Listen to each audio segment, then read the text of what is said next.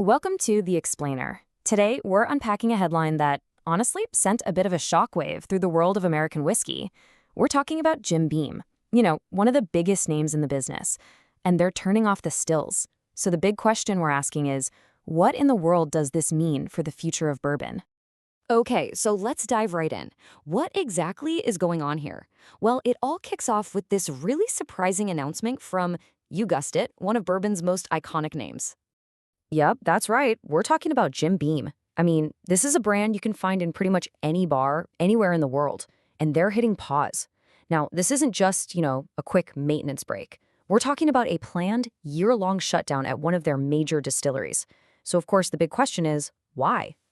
All right, let's break down the specifics. So the shutdown is happening at their historic Clermont, Kentucky distillery. It's slated to start in 2026 and last for at least a year. But, they're not closing the whole place down.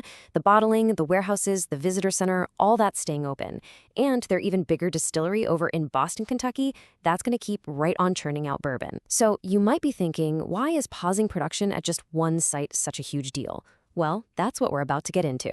So to really get why a giant like Jim Beam would even think about doing this, you've got to understand the pretty unique economics of making bourbon.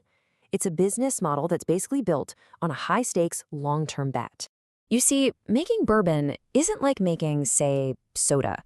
You can't just flip a switch and make more if demand goes up. First, you have to distill the whiskey.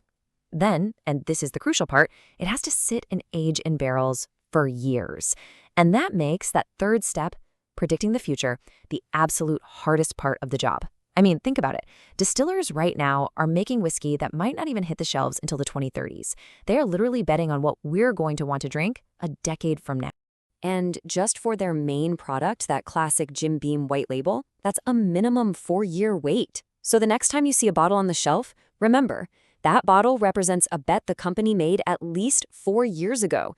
They bet on how much you'd want to buy today. And, well, right now, that bet is starting to look a little shaky. And that's the heart of the issue, right? This whole long-term business model is now sailing straight into a perfect economic storm. We're talking about pressures hitting these distilleries from all sides at once. Okay, first up, the international market. It's cooling off, big time. Exports of American spirits actually dropped by 9% in just one quarter. And a huge reason for that? You've got these lingering trade tariffs that are basically making American whiskey a more expensive choice for people to drink overseas. I mean, just look at Canada for a perfect example. Canada's a huge market for American whiskey, right? Well, after political disagreement, exports just collapsed. They fell by a staggering 85% in a single quarter. Can you imagine if one of your biggest customers just vanished overnight? That's the kind of massive hole these distillers are now trying to fill. And look, it's not just an international problem. The same thing is happening right here at home. The trends are pretty clear. Americans are just drinking less alcohol overall than they have in decades. So you've got this two-front war going on, a shrinking market abroad and a shrinking market right here at home. So what's Jim Beam's official line on all this? Well, here's their statement. And of course, it's very carefully worded like you'd expect. But if you read between the lines, the message is pretty loud and clear. They're basically saying, hey, we see the writing on the wall and we're pumping the brakes to adjust to this new reality of lower demand. And this is where we have to zoom out a bit, because this isn't just a Jim Beam story. Their decision is really a symptom of a much bigger problem. An issue that's literally been brewing, pun intended, in the heart of bourbon country for years. 16 million. Let that number sink in. That's how many barrels of bourbon are just sitting in Kentucky warehouses right now, slowly aging.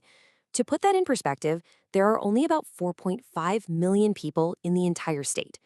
That is an absolute sea of whiskey, all of it produced during the boom years, now just waiting for a market that's starting to dry up. And just look at how fast this happened. 15 years ago, Kentucky had around 5 million barrels of bourbon aging. Today, over 16 million. The production more than tripled because they were chasing this massive boom in demand.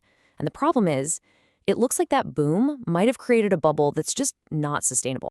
And this is exactly why a potential bourbon downturn is such a massive deal, especially for the state of Kentucky. I mean, bourbon isn't just a drink there. It's the state's economic engine. It's responsible for something like 95% of all U.S. production, supports over 23,000 jobs, and brings in billions for the economy. So when the bourbon industry catches a cold, you better believe the entire state of Kentucky is going to feel it. Okay, so let's put all the pieces together. You've got this super long production cycle, right? Then you've got falling demand, both here and overseas. And on top of all that, you have this massive oversupply of product. So what does a move like this from an industry giant really signal for the future? Make no mistake about it, this is not just a blip on the radar. When a titan like Jim Beam publicly slams on the brakes, it's pretty much the clearest sign yet that the great bourbon boom of the last decade, well, it might finally be over. It feels like the party is winding down, and now the industry has to deal with the consequences of all those years of maybe a little too much optimism. And so that leaves us with the big, hanging question. With warehouses literally full to bursting and people's drinking habits changing, how does one of America's most iconic industries navigate what's coming next? For years, this entire industry placed massive, massive bets on the future. And now it's finally time to see who wins and who loses.